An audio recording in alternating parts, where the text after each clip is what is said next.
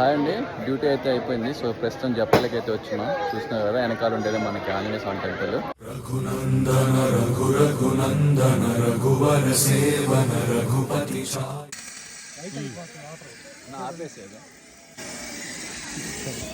So ఈ water మామూలు అయిపోతాయి చూడండి.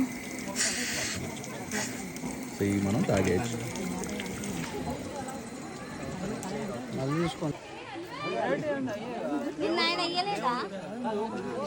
పావురాలని కలర్ డిఫరెంట్ కలర్స్.